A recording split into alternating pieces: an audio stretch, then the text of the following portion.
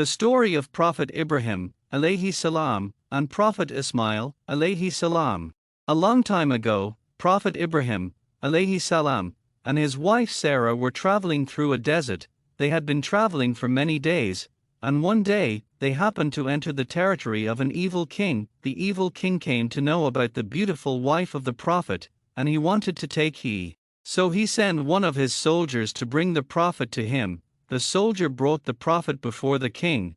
"Who is the lady accompanying you?" asked the evil king. The Prophet replied that she was his sister. The evil king then asked the Prophet to bring Sarah to his court. He said that he wanted to meet this beautiful woman that everyone in his kingdom was talking about. The Prophet went to his wife and said, "The king wants to meet you. Do not ever tell him that you are my wife, because I've told him that you are my sister." The Prophet told his wife. When Sarah went to the king's palace, the king was struck by her beauty, and he tried to take hold of her with his hands. But the moment his hand got near Sarah, it became stiff, and he could not move it. The evil king was scared, and he requested Sarah, "Please pray to Allah for me, and I will never harm you." When Sarah prayed to Allah, his hands got cured miraculously. But the moment he realized that his hands were cured, the foolish king tried to take hold of Sarah again. And for the second time, his hands got stiff. The king couldn't move his hands at all. "Please pray to Allah for me, I shall never harm you again," said the king. Sarah prayed to Allah again, and his hands got cured for the second time. This time the king realized that Sarah was no ordinary woman. So he gave Sarah a gift. He gave her one of his Egyptian maidservant, and her name was Hajara. She was then sent home. When Sarah returned home, the Prophet asked her what happened. "Allah taught that evil king a lesson, and he gave me maid Hajara," replied Sarah. Years passed and the Prophet grew old, his hair grayed, but he continued to call people back to Allah. Sarah too had grown old, and she realized that she would no longer be able to give birth to a child. So she asked the Prophet to marry their servant Hajara. She then prayed to Allah to bless them with a child. After a few months, Hajara gave birth to a child, and they named him Ismaile, alayhi salam. By now, the Prophet had grown very old. One day the Prophet woke up. He felt like Allah wanted him to do something, so he went to Hajara. "Get Ismaile," he said, "get ready for a long journey." Ibrahim, alayhi salam, and his wife with the baby in her arms, kept traveling for a long time. They walked for many days till they reached a dry valley of the desert.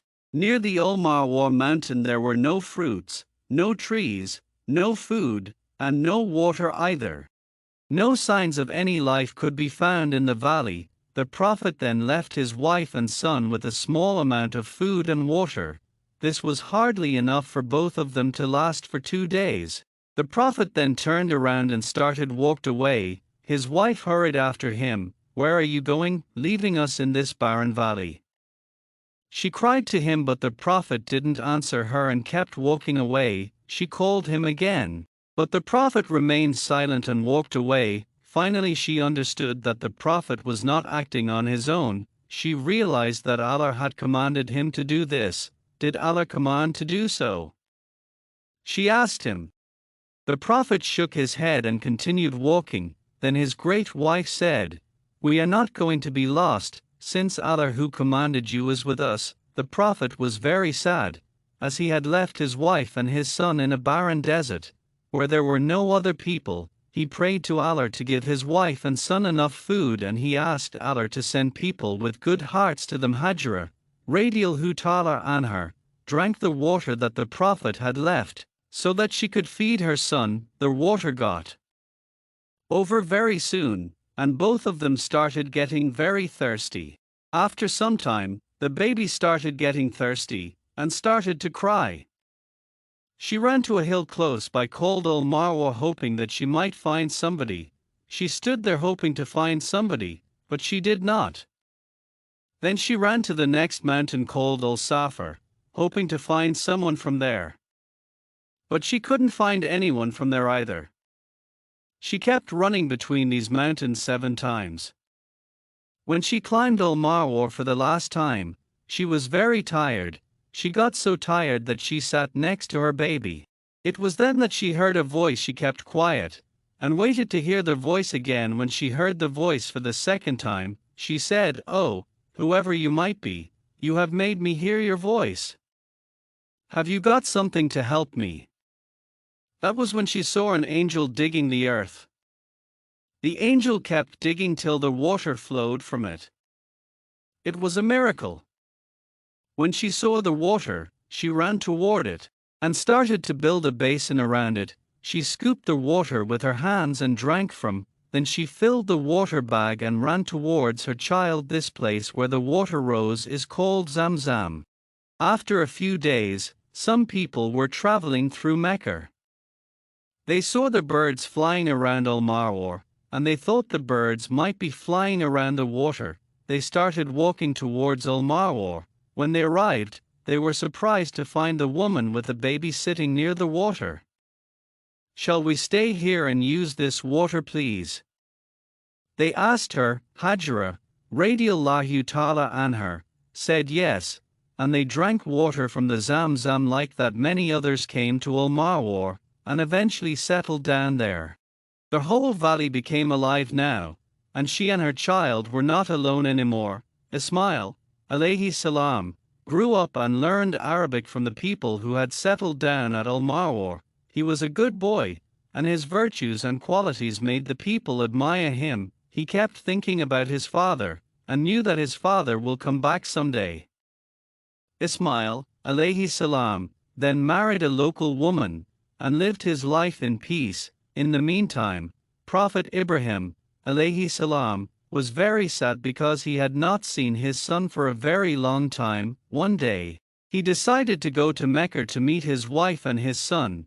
He traveled for many days, and finally arrived at Al Marwar, but it was very late.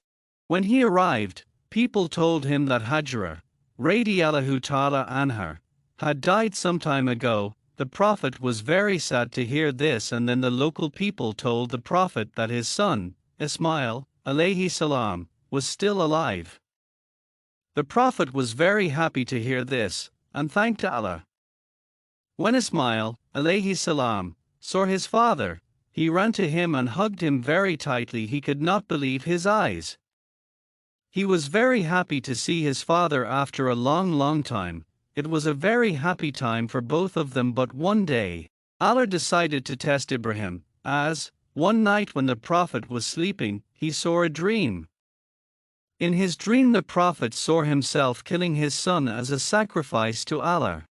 The Prophet woke up, and ignored it as it was just a dream, but the next night, he saw the same dream again. This time he realized that this was not just a dream, and that Allah was asking him to sacrifice his own son. The Prophet went to his son, and told him about the dream. Ismaile, alayhi salam, realized that it was an order from Allah. Do what Allah has asked you to, he told his father. The next day, the Prophet took a rope and a knife, and set out for Mount Arafat, along with his son. Upon reaching the top of the mountain, Ismaile, alayhi salam, asked his father to tie his hand and legs, so that he may not struggle during the sacrifice.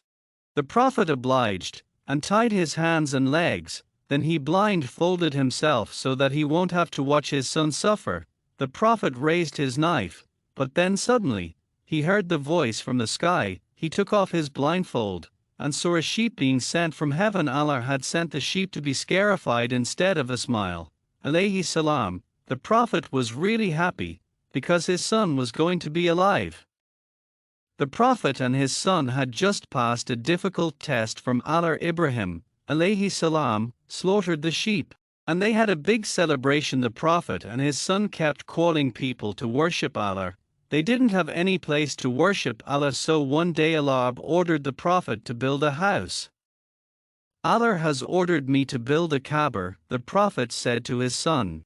And Ismaile, alayhi salam, replied, do what your God has ordered you to do. The Prophet then asked his son if he help him build the Kaaba, and Ismaile, alayhi salam, agreed. They started building the foundation of the Kaaba. Ismaile, alayhi salam, brought the stones, while Ibrahim, alayhi salam, built the house.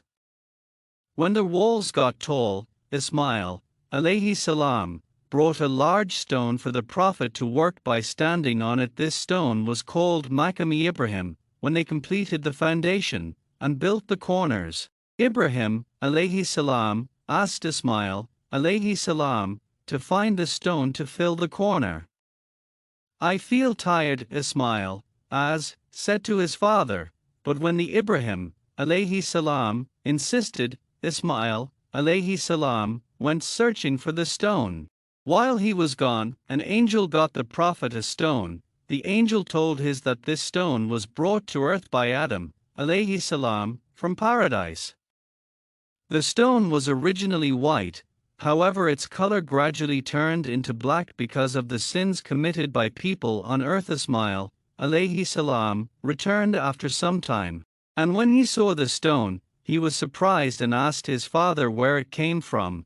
It was brought by someone who never gets tired, replied Ibrahim, alayhi salam, and they finally completed building the Kaaba. They prayed to Allah to accept their work. Allah was very happy with the Prophet and his son for spreading his message, and proclaimed the pilgrimage among men.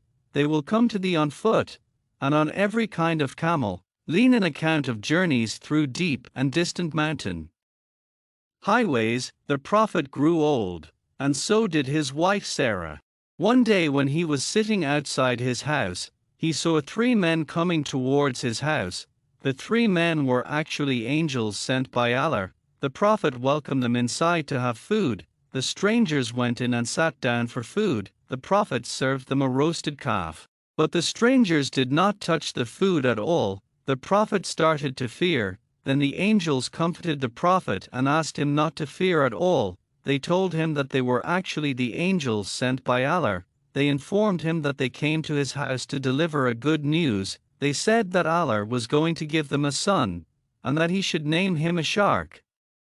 They also told him that his son would be a prophet. Sarah could not believe her ears.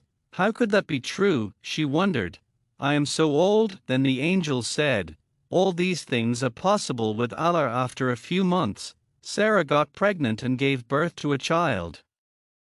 The Prophet named him a shark, alayhi salam, as the angels told him. After a few years, Prophet Ibrahim missed his son Ismaile, alayhi salam, badly, so he went to see him. But when the Prophet reached the house of Ismaile, alayhi salam, he was not at home. His wife came out, and when the Prophet asked her about Ismaile, alayhi salam, she replied, he has gone in search of livelihood. He then asked her how was their living conditions, to which she started complaining about everything.